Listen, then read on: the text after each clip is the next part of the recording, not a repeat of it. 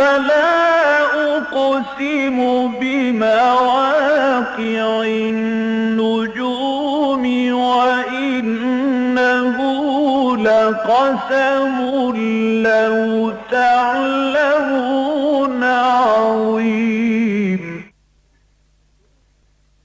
إنه لقرآن كريم في كتاب مكنون لا يمسه إلا المطهرون تنزيل من رب العالمين.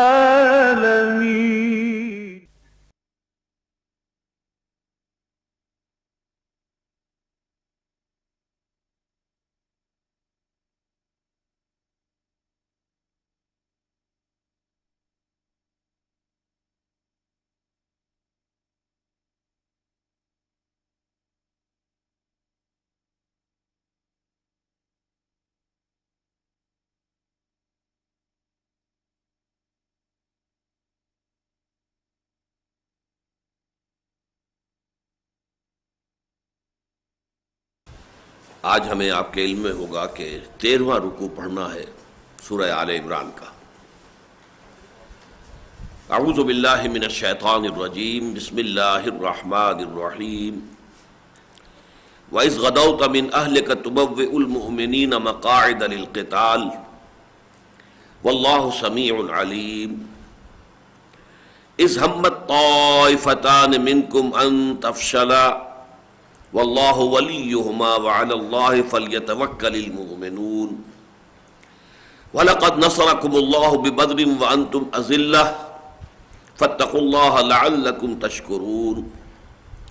إِذْ تَقُولُ لِلْمُؤْمِنِينَ أَلَنْ يَكْفِيَكُمْ أَنْ يُمِدَّكُمْ رَبُّكُمْ بِثَلَاثَةِ آلَافٍ مِنَ الْمَلَائِكَةِ مُنْزَلِينَ بَلَىٰ إِن تَصْبِرُوا وَتَتَّقُوا وَيَأْتُوكُم مِّن فَوْرِهِمْ هَٰذَا یمددکم ربکم بخمسۃ آلاف من الملائکۃ مسومین وما جعلہ اللہ الا بشریٰ لکم ولتطمئن قلوبکم بہ وما النصر الا من عند اللہ العزیز الحکیم لیقطع طرفا من الذین کفروا او یکبتہم فینقلبوا خائبین لیس لک من الامر شیء او یتوب علیہم او یعذبہم فانہم ظالمون وَلِلَّهِ مَا فِي السَّمَاوَاتِ وَمَا فِي الْأَرْضِ يَغْفِرُ لِمَنْ يَشَاءُ وَيُعَذِّبُ مَنْ يَشَاءُ وَاللَّهُ غَفُورٌ رَحِيمٌ۔ صدق اللہ العظیم۔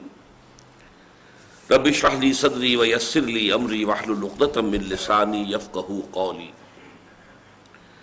اللہم ربنا الہمنا رشدنا واعصمنا من شرور انفسنا۔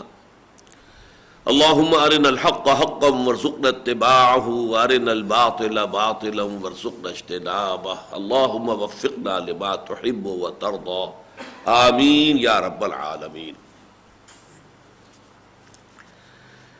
سورہ آل عمران کا جو نصف ثانی ہے،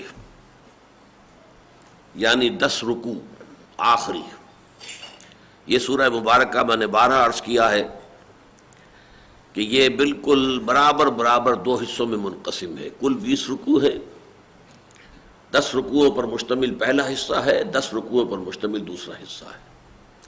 آیات میں صرف ایک کا فرق ہو گیا ہے، 100 کی بجائے 101 آیات ہیں پہلے حصے میں، لہذا دوسرے حصے میں پھر 100 کے بجائے 99 رہ گئی۔ تو یہ گویا کہ تقریباً 2 مساوی حصے ہیں۔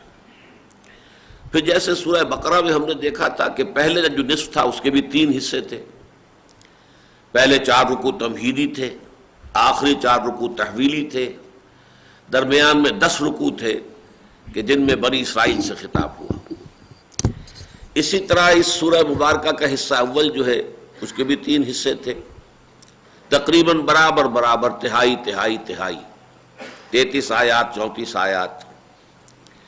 ان میں سے ایک حصے میں وہی تمہیدی مضامین اور زیادہ تر خطاب امت مسلمہ سے، درمیانی حصے میں اب اہل کتاب کا جو دوسرا گروپ تھا، نصارہ عیسائی، اور ان کی جو سب سے بڑی گمراہی تھی الوہیت مسیح کا عقیدہ، اس کی نفی۔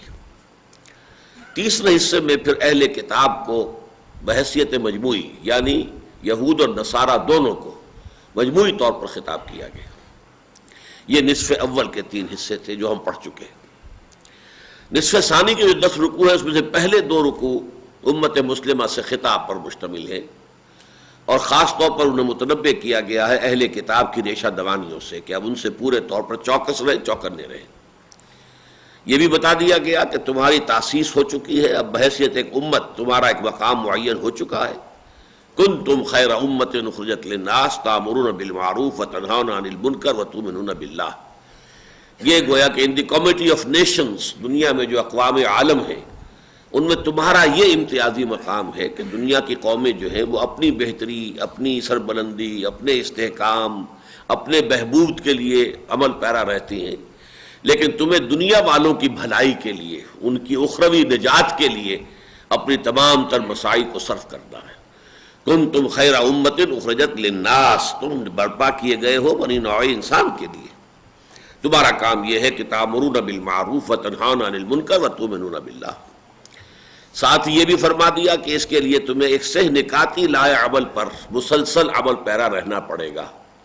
وہ آیات 102، 103، 104 کئی مرتبہ ان کا تذکرہ ہو چکا ہے کہ پہلی آیت میں پہلا نقطہ کیا ہے کہ پہلے اپنی انفرادی سیرت و کردار کو مضبوط کرو۔ یا ایھا الذین آمنوا اتقوا اللہ حق تقاتہ ولا تموتن الا وانتم مسلمون۔ اللہ کی فرما برداری، اللہ کا تقوی، یہ تمہارا شعار بن جانا چاہیے۔ دوسرا نقطہ ہوگا کہ قرآن کے سے پیوست ہو جاؤ، قرآن کو حرز جان بنا لو، قرآن کو حبل اللہ سمجھ کر اس سے چمٹ جاؤ۔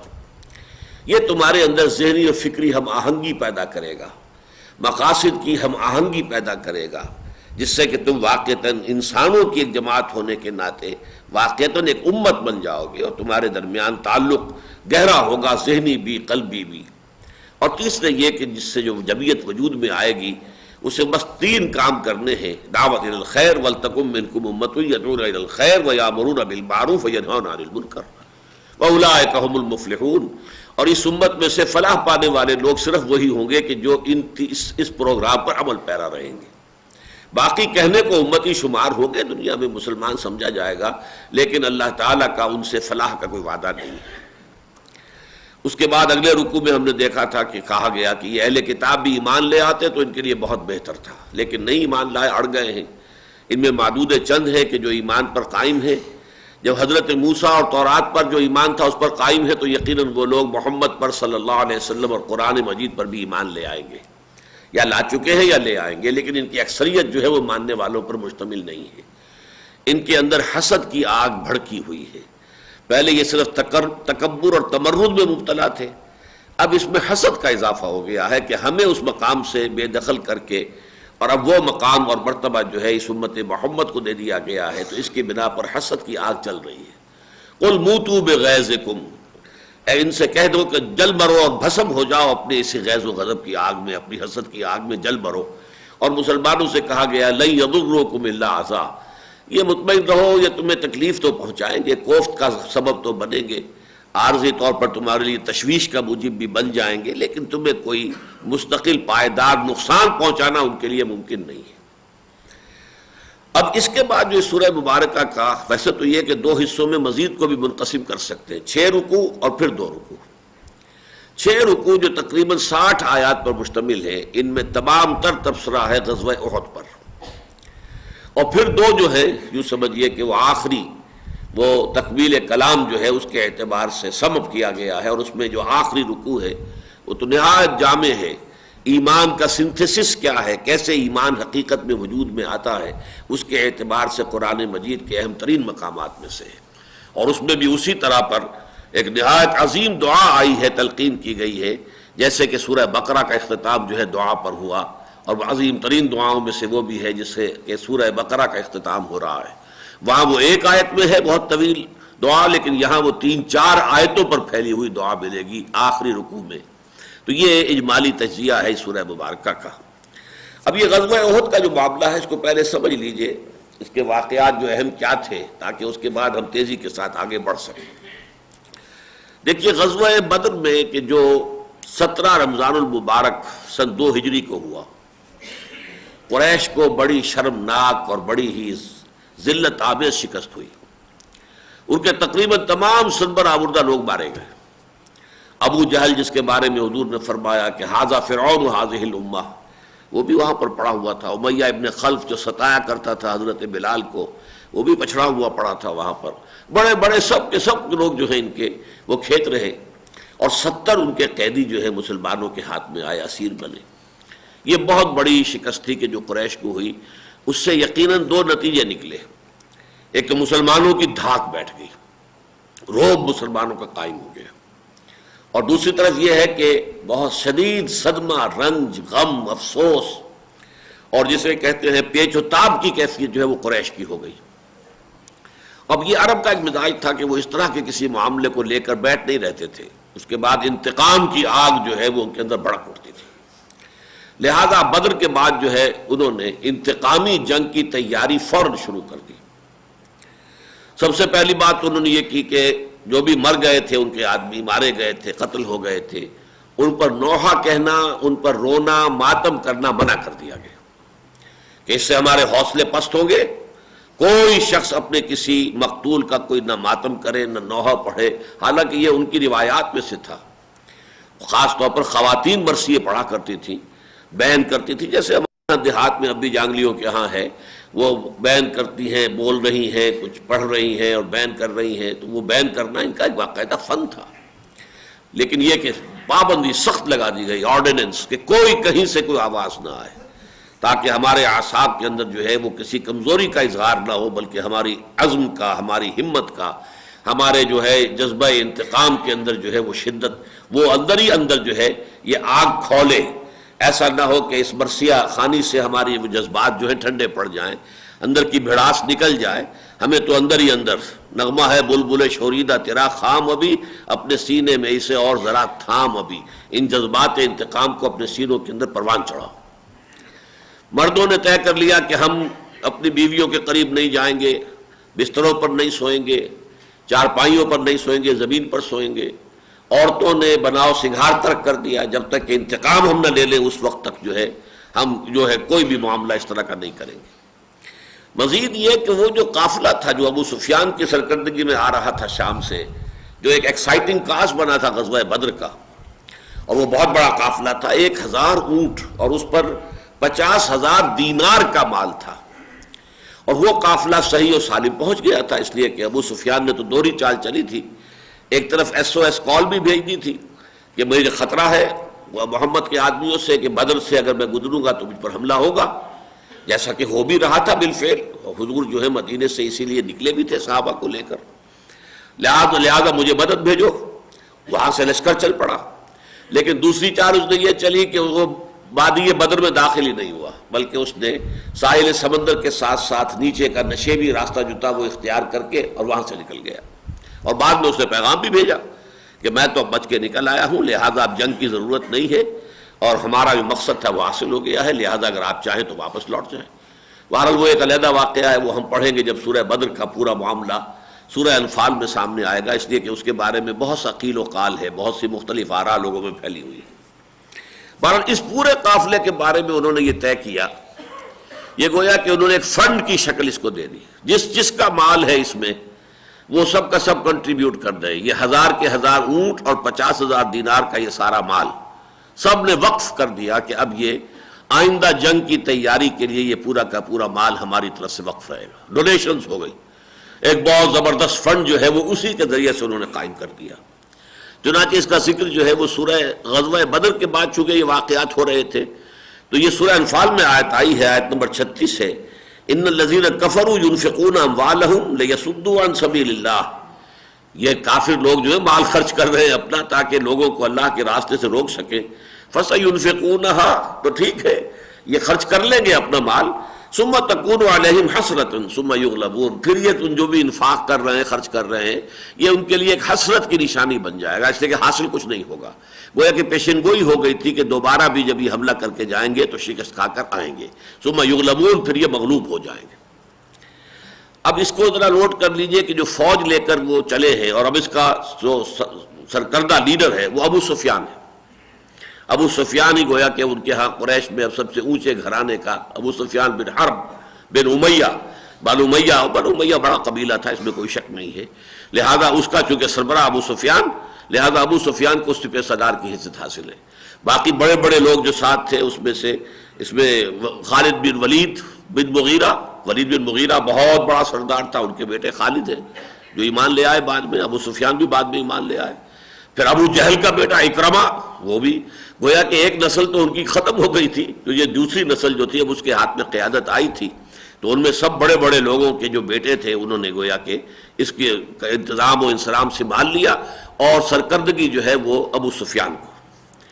3000 کی تو یہ نفری تھی ان کی، جس میں قریش بھی تھے اور کچھ ان کے ساتھ جو ان کے حلیف قبائل تھے وہ بھی تھے، ساتھ ہی 3000 اونٹ تھے۔ یہ اونٹوں کی تعداد جو ہے یہ اس اعتبار سے بڑی اہم ہوتی ہے کہ یہ بار برداری کے کام بھی آتے ہیں، سواری کے کام بھی آتے ہیں، اور یہی ان کا راشن بھی ہے، اسی کا گوشت جب ضرورت ہوتی ہے ذبح کرتے ہیں اور کھاتے ہیں۔ 200 گھوڑوں کا ایک جو ہے یہ سمجھیے رسالہ موجود تھا، کیولری 200 گھوڑوں کی، اور اس کیولری کے انچارج تھے خالد ابن ولید۔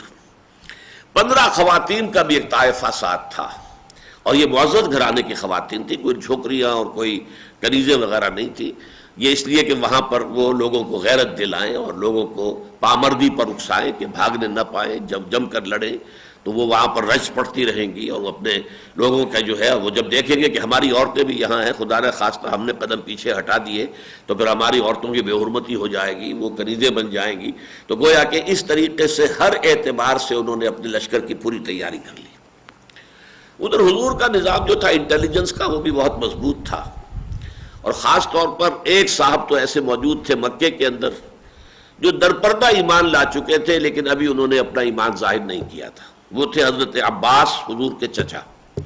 یہ بالکل اسی طرح سمجھیے جیسے حضرت موسیٰ پر ایک شخص ایمان لے آیا تھا آل فرعون میں سے، یکتم ایمانہ، وہ اپنے ایمان کو اس نے چھپائے رکھا تھا جب تک کہ فرعون نے اپنے دربار میں یہ تجویز پیش نہ کی کہ اب موسیٰ کو قتل کر دینا چاہیے، تب وہ کھڑے ہوئے، رجل من آل فرعون یکتم ایمانہ، مومن من آل فرعون یکتم ایمانہ۔ ان کی تقریر قرآن مجید میں نے بارہا کہا ہے کہ کسی نبی کی بھی کوئی تقریر اتنی مفصل جو ہے وہ قرآن مجید میں نقل نہیں ہوئی ہے جتنی کہ اس مومن آل فرعون کی۔ یہی کردار اصل میں حضرت عباس کا بھی ہے، لہذا حضرت عباس رضی اللہ تعالی عنہ ایمان لا چکے تھے، لیکن ابھی وہ اپنی قوم ہی کے ساتھ رہ رہے تھے، اور ہو سکتا ہے کہ حضور کو درپردہ اس کا علم بھی ہو، اس لیے کہ غزوہ بدر میں تو وہ کفار کے ساتھ آئے بھی تھے اور اسیر بھی ہوئے تھے، اور ان کو کراہتے ہوئے سن کر حضور کو تکلیف پہنچی تھی، تو حضور نے کہا تھا کہ سب کے بند ڈھیلے کر دو۔ ظاہر بات ہے کہ ان کو اسیروں کو کسا ہوا ہوتا تھا رسیوں کے اندر، تو وہ جو ہاتھ پاؤں باندھے ہوئے کسے ہوئے ہیں، ہل نہیں سکتا کوئی آدمی، تو اسے تکلیف ہو رہی تھی، تو حضرت عباس کے کراہنے کی آواز حضور نے سنی، تو حضور نے فرمایا کہ بھائی بند ڈھیلے کر دو سب کے، ان کو اس طرح زیادہ کس کے نہ رکھو۔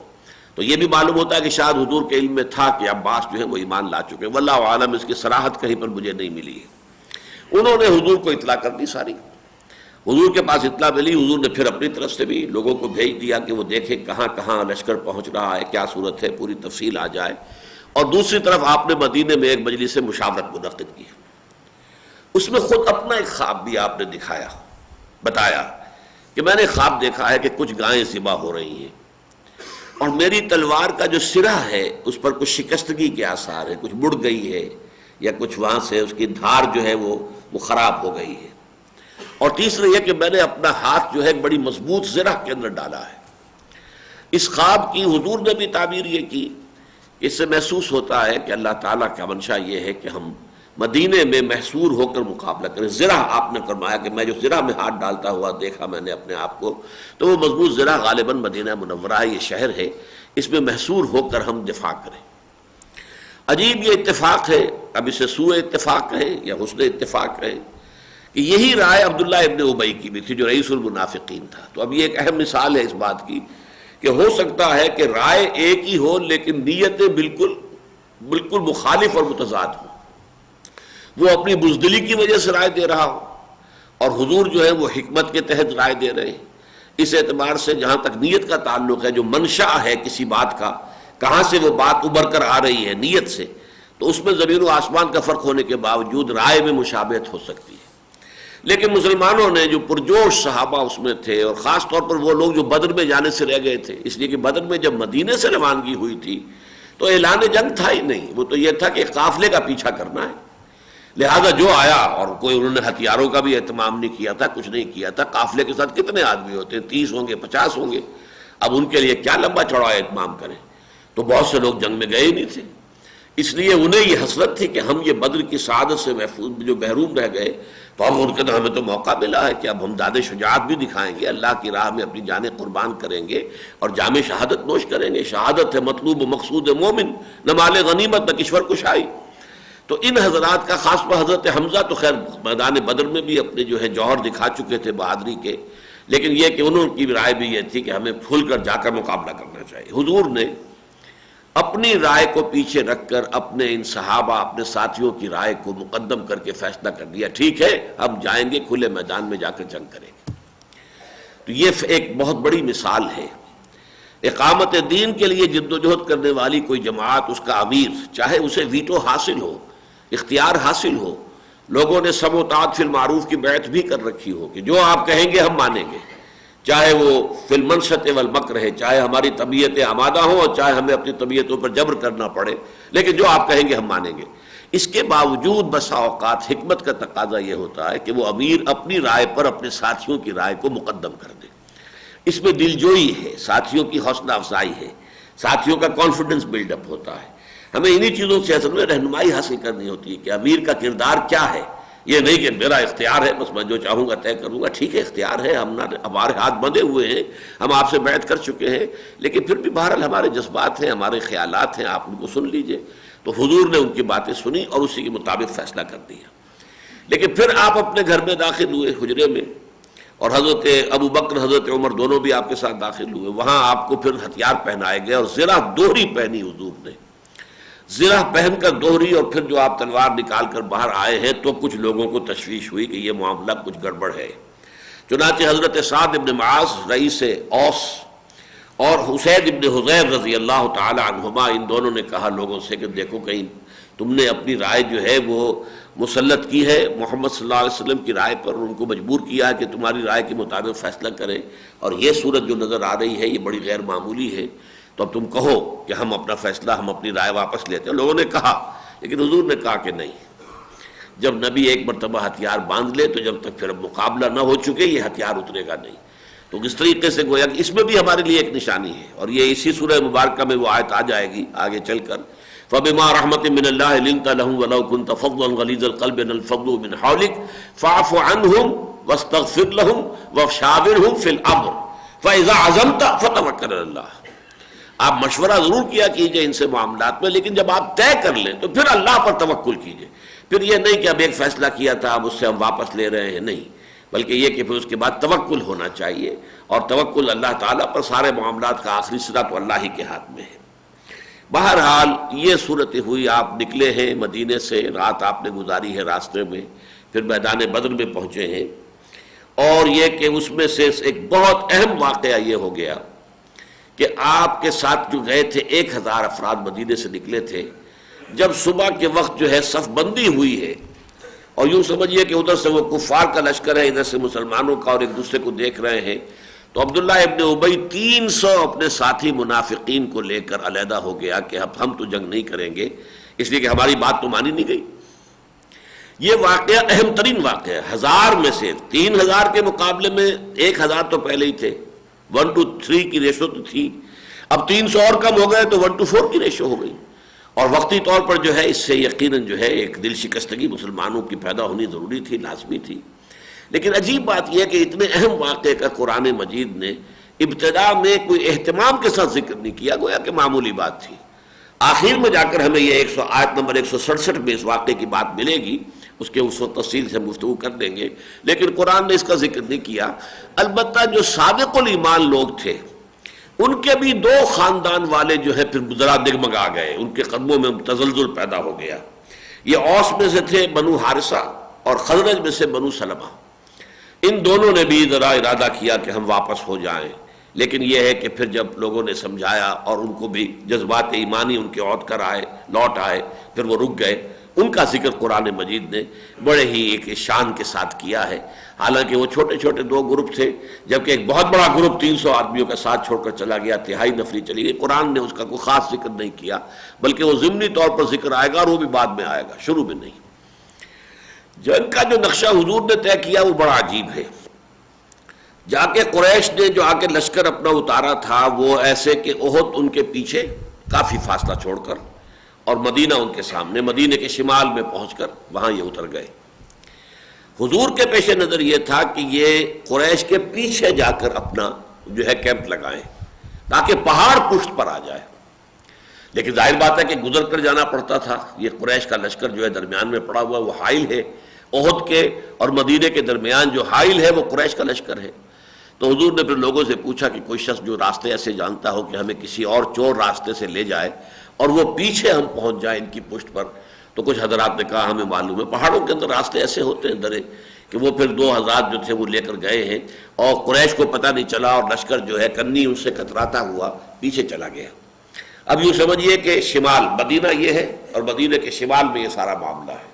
شمال میں احد ہے اور وہاں اس کے فوراً بعد حضور اور صحابہ کرام کا لشکر ہے، پھر قریش کا لشکر ہے، پھر مدینہ ہے. تو اس طریقے سے گویا کہ قریش کا لشکر جو ہے حضور کے اور مدینہ کے درمیان حائل ہو گیا، اور حضور کے اور مسلمانوں کی پشت پر پہاڑ آ گیا. اب یاد کیجئے کہ یہی واقعہ ہوا تھا حضرت عمر کے زمانے میں. شام کے ایک محاذ پر حضرت ساریہ رضی اللہ تعالیٰ عنہ سے غلطی ہو رہی تھی، اور حضرت عمر کو اللہ نے وہ میدان جنگ دکھا دیا، اور اس پر آپ نے کہا یا ساریہ تو الجبل، او ساریہ کیا غضب کر رہے ہو، غلطی کر رہے ہو، پہاڑ کی طرف اپنا معاملہ اختیار کرو. اور یہ آواز اللہ نے حضرت ساریہ کو پہنچا دی. حضرت عمر کی انہوں نے آواز سنی. یہاں جو ہے جو خطبہ سن رہے ہیں وہ حیران ہو رہے ہیں کہ یہ خطبہ تو ہمیں دے رہے تھے، یہ ساریہ سے کیا بات شروع کر دی حضرت عمر نے رضی اللہ تعالی عنہ. لیکن یہ کہ وہاں وہ اللہ نے آواز پہنچائی اور اس کے مطابق انہوں نے اپنی اسٹریٹجی درست کی. تو پہاڑ کو پشت پر رکھنے میں یہ کہ پشت محفوظ ہو جاتی ہے، یہ نقشہ حضور نے وہاں پر اختیار فرمایا.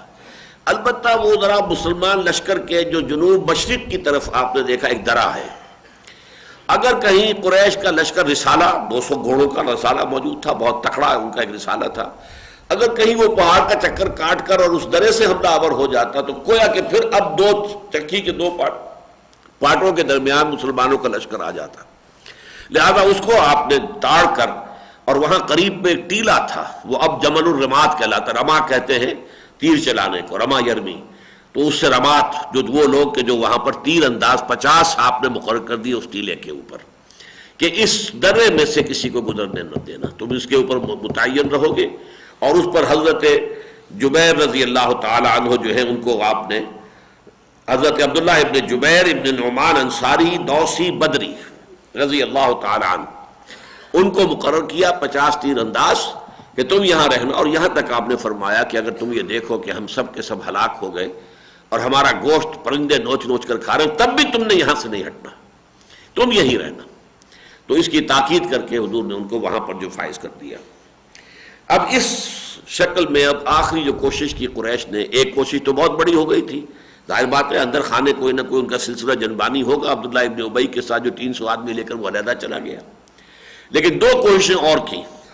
ابو سفیان نے خفیہ پیغام پہنچایا انصار کو کہ دیکھو ہمارا معاملہ اور ہمارا چچا زاد بھائی ہے محمد صلی اللہ علیہ وسلم، قرشی تھے حضور، تو ہمارا قریش کا یہ گویا کہ ہمارا اندرونی معاملہ ہے، خاندانی معاملہ ہے. تو ہمارے اور ہمارے چچیرے بھائی کے درمیان سے تم ہٹ جاؤ، خام خواہ تم کیوں بیچ میں آتے ہو، ہمیں آپس میں نبٹ لینے دو، ہمارا تم سے کوئی سروکار نہیں، کوئی جھگڑا نہیں، ہمیں ان کو ختم کر کے ہم چلے جائیں گے، ہم مدینے کے اوپر کوئی حملہ نہیں کریں گے، مدینے والوں سے کوئی تعرض نہیں کریں گے. لیکن وہاں سے کوڑا جواب آیا کہ ہم محمد کا ساتھ نہیں چھوڑ سکتے صلی اللہ علیہ وسلم. دوسرا قدم یہ اٹھایا کہ اوس کا ایک سردار ہوتا تھا ابو عامر، یہ جیسے مکے میں جو حضرت خدیجہ رضی اللہ تعالی عنہ کے چچا زاد بھائی تھے ورقہ ابن نوفل، وہ قرشی تھے، لیکن یہ کہ حق کی تلاش میں اور نیکی اور بھلائی کی تلاش میں وہ بھی شام گئے تھے، اور وہاں جا کر انہوں نے نصرانیت عیسائیت اختیار کر لی تھی. اور کانا یکتب التورات فی العبرانیہ، تورات وہ عبرانی زبان میں لکھا کرتے تھے. لیکن وہ تو ایسا نیک آدمی تھا کہ اس نے حضور کی بات سن کر فوراً پہچان لیا کہ یہ وہی ناموس ہے، وہی فرشتہ ہے کہ جو پہلے موسیٰ پر اور عیسیٰ پر آ چکا ہے، وہی آپ پر آیا ہے محمد. اور کاش صلی اللہ علیہ وسلم مگر میں اس وقت تک زندہ رہوں جبکہ آپ کی قوم آپ کو مکے سے نکال دے گی. تو حضور بڑے حیران ہوئے تھے. اب مخرجیہم، کیا وہ مجھے نکال دیں گے یہاں سے؟ ان کا ہاں یہی ہوا، جس کے ساتھ بھی یہ پیغام جو بھی لے کر آیا ہے اس کی قوم اس کی دشمن ضرور ہوئی ہے. تو ایک تو ورقہ ابن نوفل تھے. اسی طرح کی ایک شخصیت جو تھی وہ مدینے میں اوس کے سرداروں میں سے یہ شخص تھا ابو عامر. یہ بھی گیا شام اور یہ بھی عیسائی ہو گیا. پھر رہبانیت، عیسائیوں میں جیسے راہب ہوتے ہیں وہ رہبانیت اس نے اختیار کی. لیکن جیسے کہ خزرج کا جو سردار تھا عبداللہ ابن ابی، حضور کی مدینے آمد پر جیسے وہ دشمن نمبر 1 بن گیا، اسی طرح یہ بھی دشمن نمبر 2 بن گیا ابو عامر. عبداللہ ابن ابی نے تو طے یہ کیا کہ مدینے میں رہے گا، دیکھے گا تیل دیکھو، تیل کی دھار دیکھو، کوئی حالات کے اکھیڑ پچھاڑ کے اندر ہو سکتا ہے کوئی وقت ایسا آئے کہ میں پھر یہاں سے محمد کو نکلنے پر مجبور کر دوں اور میری بادشاہی کا خواب جو کہ چکنا چور ہو گیا ہے دوبارہ اپنی جگہ پر قائم ہو جائے. اس نے تو یہ طے کیا. لیکن یہ مدینہ چھوڑ کے نکل گیا اور یہ پھر سازشیں کرتا پھرا ہے. قریش کو بھی اس نے کہہ کر ابھارا ہے، لایا ہے. اور اس نے کہا تھا دیکھو میں تمہارے ساتھ چلوں گا اور جب میں کھڑا ہو کر وہاں تقریر کروں گا تو اوس کے سارے لوگ جو ہے ٹوٹ کر ہمارے ساتھ آ جائیں گے، اس لیے کہ اوس میری بڑی عزت کرتے ہیں، میرا بڑا مقام ان کے ہاں ہے، مجھے وہ بہت اونچا آدمی سمجھتے ہیں، روحانی شخصیت سمجھتے ہیں. چنانچہ اب وہ سامنے آیا، اس نے تقریر کی. لیکن یہ کہ اس کی تقریر پر بھی تمام جو اوس کے لوگ حضور کے ساتھ تھے صحابہ کرام میں سب نے کہا کہ لعنت ہو تجھ پر اور اللہ تیری آنکھ کو ٹھنڈا نہ کرے. تو اس نے کہا ہو معلوم ہوتا ہے کہ میری غیر موجودگی میں مدینے میں کوئی بہت بڑا شر پھیل گیا ہے. بہرحال اس کی یہ کوشش بھی قطعاً ناکام ہوئی. ایک اور خاص واقعہ وہ آیات کے پڑھنے سے پہلے آپ کو میں بتا دوں کہ بنی عبد الدار تھا ایک گھرانہ قریش کا. ان کو یہ اعزاز حاصل تھا کہ قریش کا علم ان کے ہاتھ میں ہوتا تھا. بدر میں بھی ان کا جو علم بردار تھا اس سے کچھ کوتاہی ہوئی تھی. تو ابو سفیان نے یہاں ذرا ان کی غیرت کو للکارنے کے لیے کہا کہ دیکھنا یہ تم جھنڈے کے ساتھ ہی فوج کی جو عظیمت ہوتی ہے، ہمت ہوتی ہے، حوصلہ ہوتا ہے، وہ جھنڈے کے ساتھ وابستہ ہوتا ہے. جھنڈا کہیں گر جائے تو سمجھا جاتا کہ اب ہمیں شکست ہو گئی. تو تمہارے سے یہ معاملہ جو ہے وہ بدر کے اندر بھی ہو گیا تھا. اب یہاں اگر ایسا کرنا ہے تو پہلے ہی جھنڈا ہمیں دے دو، ہم کسی اور کے حوالے کر دیں. اس سے ان کا خون جوش میں آ گیا اور انہوں نے ذرا سخت انداز میں بھی ابو سفیان سے جواب دیا، گالیاں بھی دیں کہ تم سمجھتے ہو کہ ہم جھنڈے کا حق ادا نہیں کریں گے، ہم اس کا حق ادا کریں گے اور تم دیکھ لو گے کہ ہم کیسے حق ادا کرتے ہیں. چنانچہ ان میں سے پھر جب مبارزت کے لیے بھی وہی طلحہ ابن ابی طلحہ یہ جو ہے جو ان کا سردار تھا بنو عبد الدار کا، وہ میدان میں نکلا اونٹ پر سوار ہو کر اور اس نے مبارزت طلب کی. وہ تھا بہت ڈیل ڈول والا اور بہت تکڑا آدمی. چنانچہ مسلمان بھی اسے کہا کرتے تھے کبش القتیبہ، یہ لشکر کا میڈا ہے، میڈا کے طریقے سے جو ہے وہ اس کی حیثیت تھی. لیکن یہ کہ وہ جب آیا اور للکارتا رہا تو کچھ مسلمان تو طرح دے رہے تھے، کچھ نہیں سن رہے تھے اس کی بات کو، گھبرا رہے تھے. حضرت زبیر رضی اللہ تعالی، زبیر بن العوام رضی اللہ تعالی عنہ نکلے ہیں اور وہ اونٹ پر سوار تھا، جست لگا کر سیدھے اونٹ کے اوپر پہنچے ہیں اور اس کو اپنی گرفت میں لے کر نیچے کود گئے اور پھر اسے ذبح کر دیا اپنی تلوار سے. اور یہ پہلی بہت بڑی فتح تھی جو اللہ تعالیٰ نے مسلمانوں کو عطا کر دی. حضور نے بھی نعرہ تکبیر جو ہے بلند کیا، تمام صحابہ نے نعرہ لگایا. لیکن یہ بات اور بتا دوں کہ پھر اس گھرانے کے لوگوں نے ایک ایک کر کے ان کے 9 آدمی مارے گئے. انہوں نے جھنڈا نیچے نہیں گرنے دیا جب تک کہ ان کا ایک شخص بھی موجود رہا. 9 کے 9 آدمی ان کے جو ہے جھنڈے پر قربان ہو گئے. جب 9واں آدمی آخری ان کا جو آدمی تھا وہ بھی ختم ہوا تب وہ جھنڈا ان کا گرا ہے. تو عربوں کے اندر ایک جو ہے ایک بہادری اور ایک اپنی زبان پر پورا اترنا اور اپنی آن کا لحاظ رکھنا یہ بہت اہم بات تھی. بس اسی پر اکتفا کیجئے، اس لیے کہ اس کے بعد جو دوسرا واقعہ ہے کہ جو بھی گڑبڑ ہوئی جس کی وجہ سے مسلمانوں کی شکست ہوئی وہ آگے چل کر ہم پڑھیں گے. وَإِذْ غَدَوْتَ مِنْ أَهْلِكَ تُبَوِّئُ الْمُؤْمِنِينَ مَقَاعِدَ لِلْقِتَالِ. اور اے نبی جبکہ آپ نکلے تھے اپنے گھر والوں سے، جبکہ آپ تبوئ المؤمنین، بوا یبوئ کے معنی ہے کوئی جگہ معین کرنا. وَإِذْ بَوَّأْنَا لِإِبْرَاهِيمَ مَكَانَ الْبَيْتِ سورہ حج میں آیا ہے جبکہ ہم نے ابراہیم کے لیے اپنے گھر کی جگہ معین کر دی کہ یہ ہے بیت اللہ کی جگہ. اسی طرح یہ تبوئ المؤمنین مقاعد للقتال، مقعد کی جمع، مقعد کہتے ہیں بیٹھنے کی جگہ، سیٹ، یہ مقعد ہیں جن پر آپ بیٹھے ہوئے ہیں.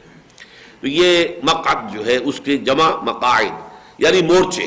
آپ مورچہ بند کر رہے تھے اہل ایمان کو مختلف جگہوں پر، جیسے کہ 50 تیر اندازوں کا مورچہ آپ نے لگوایا تھا جبل الرمات پر، للقتال جنگ کے لیے. اب یہ جنگ یہاں اگرچہ کہیں غزوہ احد کا لفظ نہیں آیا ہے، لیکن سب کے نزدیک اجماع ہے کہ اس سے مراد وہ غزوہ احد ہے۔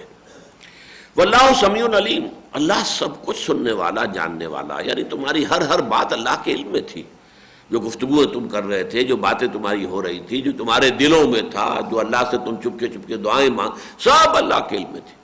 اور اس میں ادھر بھی اشارہ ہو گیا، چونکہ اب آگے تبصرہ ہوگا مسلمانوں کی خطاؤں پر اور غلطیوں کے اوپر بھی تبصرہ ہوگا، گرفت بھی ہوگی، یہاں تک کہ ایک معاملے میں حضور پر بھی کچھ گرفت ہو جائے گی، محبت آمیز اور شفقت آمیز۔ تو اب اس میں یہ ہے کہ اس تبصرے کو جان لو کہ یہ تبصرہ کرنے والا کون ہے۔ یہ کوئی ایسا نہیں ہے جیسے سی آئی ڈی کی رپورٹس پہنچی ہوں اور اس نے اس رپورٹوں کے اوپر جو ہے اپنی رائے بنا لی ہو، معاذ اللہ۔ اللہ تو خود سمیع ہے، خود علیم ہے، ہر شے کا سننے والا، ہر شے کا جاننے والا۔ تو جو بھی وہ کچھ اب فرمائے گا جس کے لیے تمہیں تیار ہو جانا چاہیے سننے کے لیے، جان لو کہ وہ اس سمیع اور علیم خدا کی طرف سے تمہاری لیے، تمہاری نگاہیں کھولنے کے لیے، تاکہ تمہیں اپنی کمزوریوں کا علم ہو جائے آئندہ کے لیے۔ ابھی تو اور بڑے مرحلے آنے والے ہیں، ستاروں سے آگے جہاں اور بھی ہیں، ابھی عشق کے امتحان اور بھی ہیں۔ ابھی تو سمجھیے کہ ابھی ابتدا ہے، لیکن یہ کہ یہ معاملات تو بہت آگے جائیں۔ غزوہ احزاب بھی آنے والا ہے، غزوہ تبوک بھی آئے گا، بڑے بڑے مراحل آنے ہیں۔ تو تمہیں اپنے رینکس جو ہیں ان کے اندر دیکھنا چاہیے کہ کہاں کہاں کوئی ضعف اور کمزوری کے معاملات ہیں، تاکہ ان کو رفع کر سکو۔ اذ ہمت طائفتان منکم ان تفشلا، جبکہ آمادہ ہو گئے تھے تم میں سے دو گروہ کہ وہ نامردی دکھائیں، ڈھیلے پڑ جائیں، وہاں سے چلے جائیں۔ یہ ہے وہ دو، بنو حارثہ اور بنو سلمہ۔ بنو حارثہ یہ اوس کے قبیلے سے تھے۔ یہ جیسے ہمارے ہاں بھی ہے نا کہ یہ وٹو ایک قبیلہ ہے، اس قبیلے میں مانے کے، لالے کے، شامد کے، اب یہ مختلف خاندان ہو جائیں گے، ان کی اولاد جو ہے۔ تو قریش ایک قبیلہ تھا، بنو ہاشم، بنو امیہ، بنو عدی، بنو فتیم، یہ سب اس کے گھرانے ہیں۔ اسی طریقے سے یہ اوس کے گھرانے، اوس کے قبیلے سے ایک گھرانہ تھا بنو حارثہ، اور خزرج کے قبیلے سے ایک گھرانہ تھا بنو سلمہ۔ تو انہیں بھی ذرا سی عارضی طور پر جو ہے ان کے قدموں کے اندر بھی لغزش پیدا ہوئی۔ اذ ہمت طائفتان منکم ان تفشلا واللہ ولیہما، حالانکہ اللہ تعالیٰ ان دونوں کا ساتھی تھا، پشت پناہ تھا، مددگار تھا، ان کو یہ علم تھا، اس لیے کہ وہ لوگ منافق نہیں تھے، صاحب ایمان تھے۔ لیکن کسی صاحب ایمان کے اندر بھی وقتی طور پر کوئی کمزوری، کسی وسوسے کی وجہ سے، شیطانی وسوسہ، یا کسی سابقہ کمزوری کی وجہ سے کوئی کمزوری، کوئی خطا سرزد ایسی ہوئی ہو جس کی بنا پر کہ پھر وہ ایک شخصیت کے اندر ہی کہیں کوئی ضعف جو ہے وہ شامل ہو جائے، تو مختلف اعتبارات سے ہو سکتا ہے۔ لہذا فرمایا کہ اللہ ان کا ولی تھا، وعلی اللہ فلیتوکل المؤمنون، اور یقیناً اللہ تعالیٰ جو ہے اسی پر توکل کرنا چاہیے اہل ایمان کو۔ یہ نہیں دیکھنا چاہیے کہ 300 آدمی چلے گئے، ہم پہلے ہی جو ہیں 1/3 تھے اور اب تو جو 300 آدمی نکل گئے، آپ سمجھے تہائی لشکر چلا گیا واپس۔ 1000 میں سے 300، یہ کوئی 30,000 میں سے 300 تو نہیں گئے تھے کہ جس کا کوئی حیثیت نہ ہوتی۔ 1000 میں سے 300 چلے گئے، تو اس کا مطلب یہ 30% آف دی آرمی وہ چلی گئی اور سب کی نگاہوں کے سامنے گئی، اور عین اس وقت گئی ہے۔ اس سے بڑی سازش اور کیا ہو سکتی ہے، جبکہ ایک دوسرے کے سامنے آ چکے تھے، جبکہ وہ دشمن نے بھی دیکھ لیا کہ ان کے کچھ لوگ واپس جا رہے ہیں، تاکہ ان کے حوصلے بلند ہو گئے، اور یہاں کے جو لوگ ہیں ان کے حوصلے، ہر ایک پر کچھ نہ کچھ اثر تو پڑا ہوگا۔ بنائے طبع بشری، یہ تو نہیں ہو سکتا کہ سرے سے کوئی تاثر نہ لیا ہو۔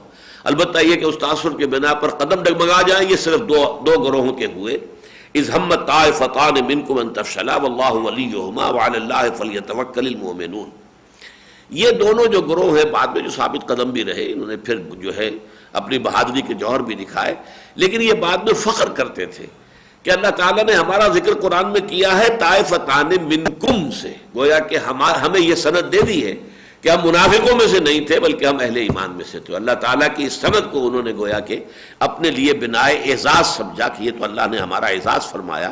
اذ ہمت طائفتان منکم ان تفشلا، جبکہ تم میں سے بھی دو گروہ جو ہیں وہ آمادہ ہو گئے تھے کچھ بزدلی دکھانے پر، کچھ کمزوری کے اظہار پر۔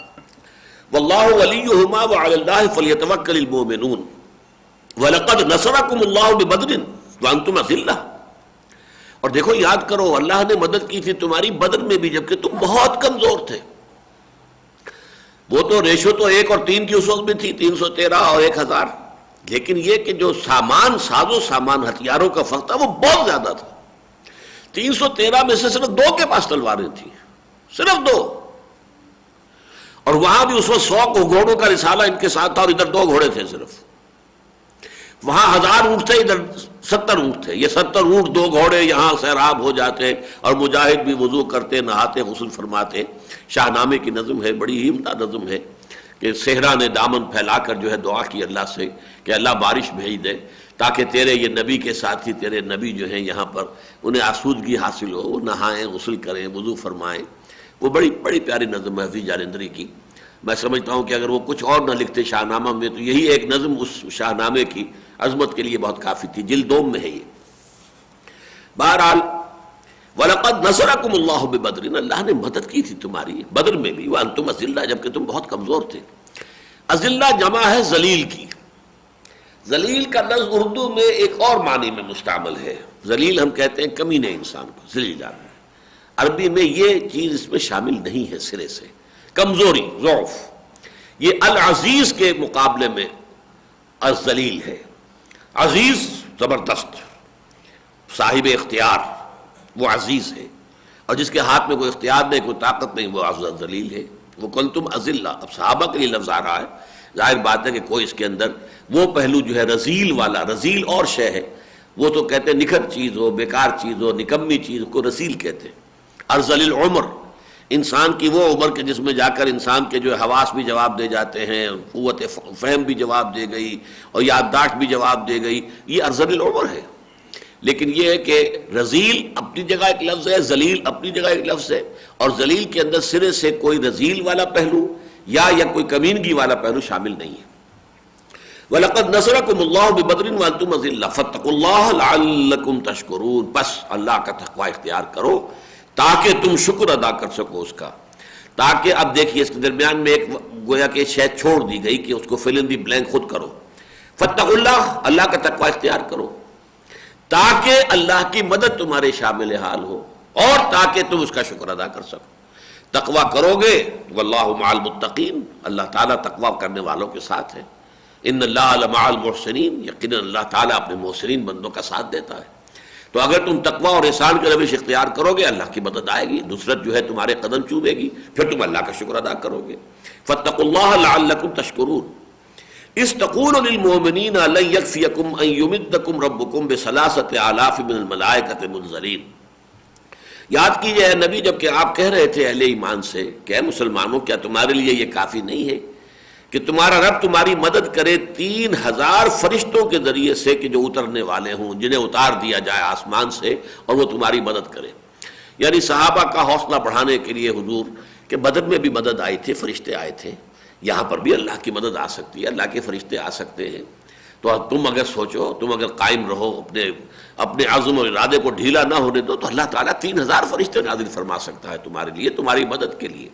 یہ گویا کہ جو بھی مسلمانوں پر بحثیت مجموعی کوئی دل شکستگی کے اور کوئی تھوڑے سی وہ جو ایک کیفیت پیدا ہوئی ہوگی وقتی طور پر کمزوری کی، وہ جو 300 آدمیوں کے ساتھ چھوڑ دینے کی وجہ سے، تو اس میں حضور نے ان کی دلجوئی کے لیے، ان کی تسلی کے لیے فرمایا اذ تقول للمؤمنین، جبکہ آپ کہہ رہے تھے ایک نبی اہل ایمان سے الن یکفیکم، کیا تمہارے لیے کفایت نہیں کرے گی یہ بات، ان یمدکم، کہ مدد کرے تمہاری ربکم، تمہارا رب، بثلاثۃ آلاف، 3000 کے ذریعے سے، من الملائکۃ، فرشتوں، 3000 فرشتوں سے، منزلین، کہ جنہیں اتارا جائے آسمان سے زمین کی طرف.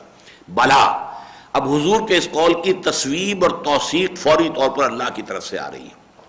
پہلے وہ قول حضور کا تھا کہ کیا تم اس پر مطمئن نہیں ہو، کیا اس پر تمہارا دل نہیں جمتا کہ اللہ تعالیٰ 3000 فرشتے تمہاری مدد کے لیے بھیج دے. اللہ کی طرف سے اب توثیق جو آ رہی ہے وہ بڑھا کر آ رہی. بلا، کیوں نہیں، ان تصبروا وتتقوا، اے مسلمانوں اگر تم صبر اور تقوی کی روش اختیار کرو گے، جمے رہو، گھبراؤ نہیں، ڈٹے رہو، جان و مال خرچ کرنے کے لیے تیار رہو، شہادت کا جام جو ہے نوش کرنے کے لیے تمہارے اندر جو ہے آمادگی رہے، اور تقوی کی روش اختیار کرو. وَيَأْتُوكُم مِّن فَوْرِهِمْ هَٰذَا، اور اگر وہ تمہارا دشمن فوری طور پر بھی تم پر آ پڑے اور فوراً تمہارے اوپر حملہ آور ہو جائے، یمددکم ربکم بخمسۃ آلاف من الملائکۃ مسومین، تو تمہارا رب تمہاری مدد کرے گا 5000 فرشتوں سے کہ جو آئیں گے نشان لگائے ہوئے.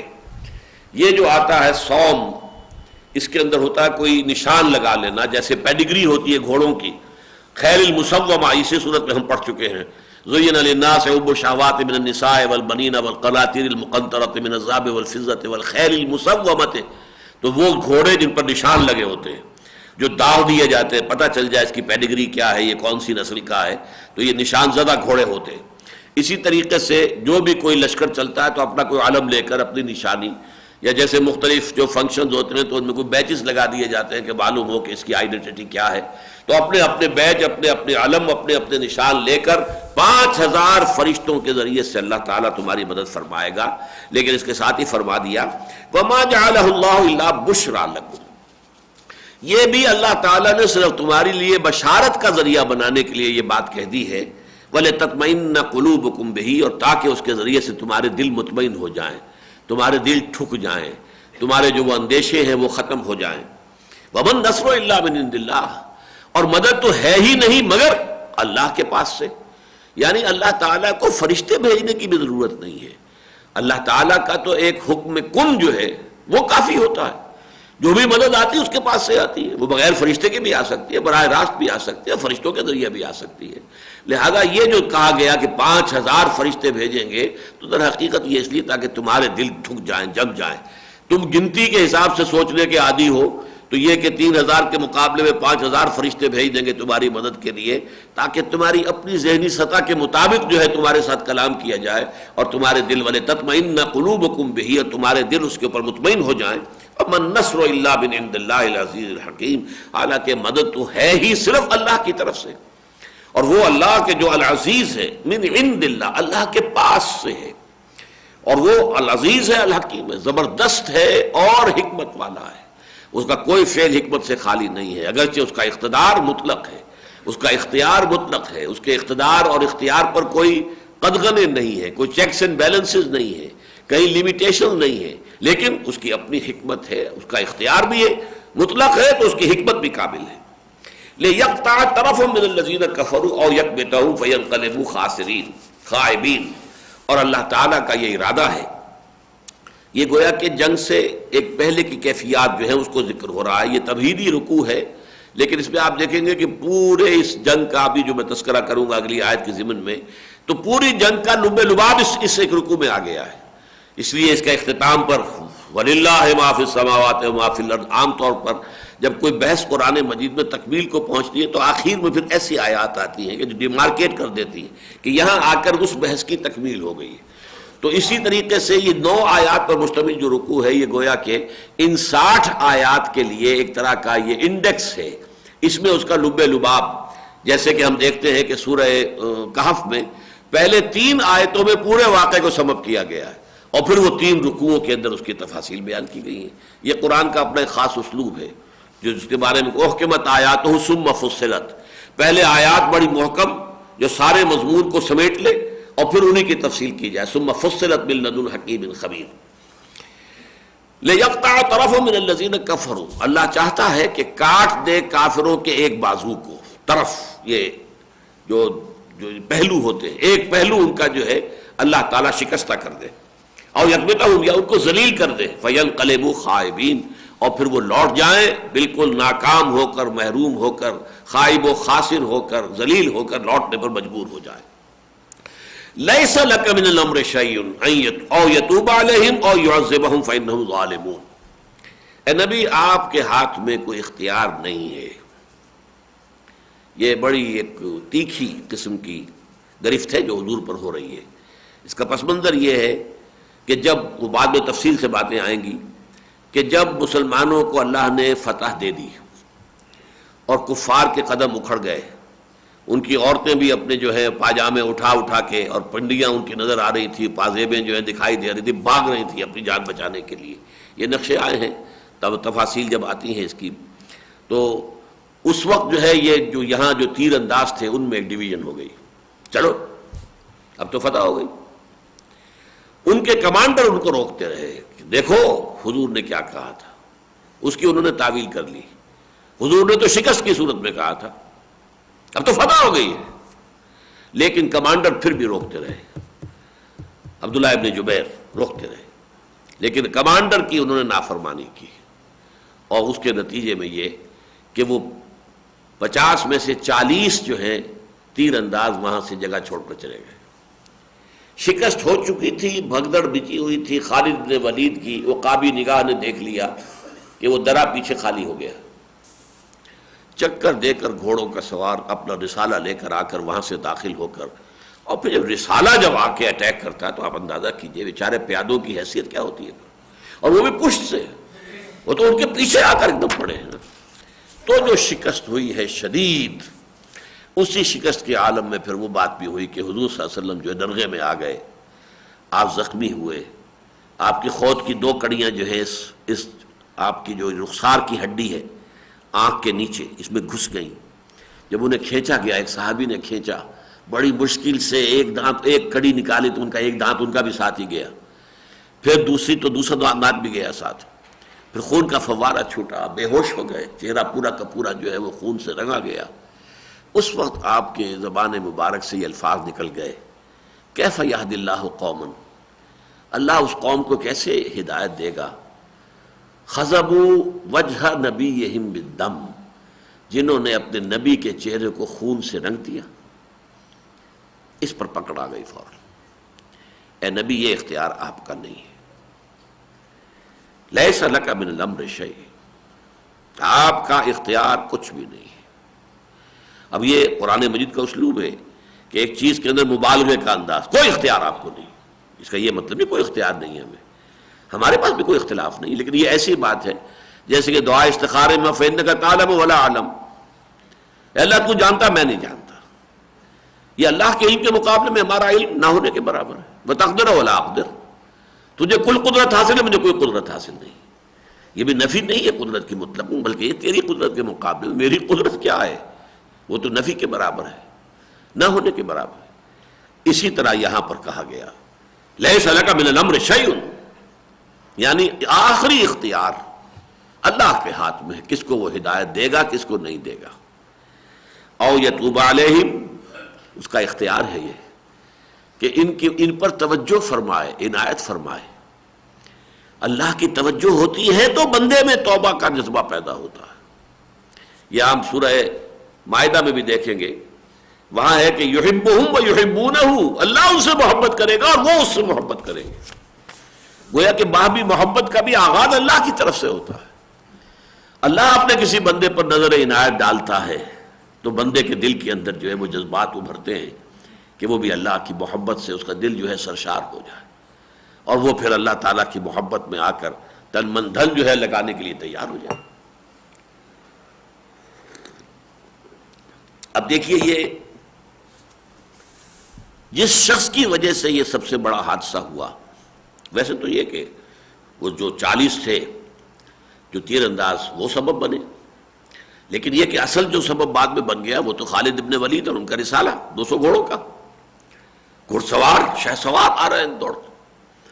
لیکن وہی خالد ابن ولید ہے جس کی ہاتھوں یہ چرکا لگا ہے، وہی پر ایمان لے آئے ہیں، اور انہی کو اللہ تعالیٰ نے حضور ہی کے زبان مبارک سے خطاب دلوایا ہے، خالد سیف من سیوف اللہ، خالد تو اللہ کی تلواروں میں سے ایک تلوار ہے، خالد سیف من سیوف اللہ. یہ خطاب کس نے دیا؟ محمد رسول اللہ صلی اللہ علیہ وسلم. کس کو دیا؟ جس کے ہاتھوں وہ اتنی بڑی زک پہنچی تھی اور اتنا بڑا جو ہے زخم لگا تھا، چرکا لگا تھا. لیس لک من الامر شیء، آپ کو کوئی اختیار حاصل نہیں ہے، یعنی اختیار مطلق. ہر معاملے کا کسی کی ہدایت یا نہ ہدایت ہونا نہ ہونا یہ اللہ کے اختیار میں. اس کے بالکل برعکس معاملہ ہے کہ ابو طالب کے بارے میں جتنی شدید خواہش حضور کی ہو سکتی تھی کہ وہ ایمان لے آئیں، اور کسی شخص کے بارے میں نہیں ہو سکتی. چچا ہے، پھر یہ کہ پرورش میں بھی ان کا حصہ ہے دادا کے انتقال کے بعد، اور بڑے تایا زبیر کے انتقال کے بعد پھر ابو طالب ہی کی زیر تربیت رہے. پھر اس نے آخری وقت تک ساتھ دیا ہے، ایمان نہیں لایا، لیکن اسی کی بنا پر بنو ہاشم کی پوری پشت پناہی رہی ہے. 3 سال کا مقاطعہ انہوں نے تو کیا تھا اہل ایمان کا، لیکن بنو ہاشم بھی شامل رہے. اس مقاطعے میں بھی انہوں نے ساتھ نہیں چھوڑا ہے حضور کا صلی اللہ علیہ وسلم. آپ اندازہ کیجئے اس شخص کے لیے کتنی محبت حضور کے دل میں ہوگی، کتنی تمنا ہوگی. کہ آخری وقت بھی کہہ رہے ہیں کہ چچا جان میرے کان میں پڑھ دیجئے کلمہ شہادت تاکہ میں اللہ کے ہاں گواہی دے سکوں۔ اس وقت بھی آڑے آ گیا وہ جو عربوں کا ایک خاص انداز غرور اور فخر کا کہ بھتیجے میں جانتا ہوں تیرا دین ٹھیک ہے، سچ اچھا ہے، لیکن میں یہ نہیں چاہتا کہ عرب کی عورتیں تانا دیں کہ ابو طالب موت سے گھبرا کر اپنے آباء و اجداد کے دین سے پھر گیا، تو میں یہ تانا برداشت نہیں کر سکتا۔ اب یہی اس کی غیرت جو ہے وہ جھوٹی غیرت، غیرت جاہلی، وہ جو ہے آڑے آ گئی۔ تو گویا کہ یہ اختیار جو ہے ہدایت و ضلالت کا، یہ کلیتاً اللہ کے ہاتھ میں ہے۔ چنانچہ فرما دی گیا انک لا تہدی من احببت ولکن اللہ یہدی من یشاء، اے نبی آپ ہدایت نہیں دے سکتے جسے بھی چاہیں ہدایت دے دیں، یہ آپ کے اختیار میں نہیں ہے، یہ اللہ تعالیٰ کا اختیار مطلق ہے، پریروگیٹو جسے آپ کہتے ہیں، اٹس ڈیوائن پریروگیٹو، اللہ کا اختیار خاص ہے کہ جس کو چاہے ہدایت دے۔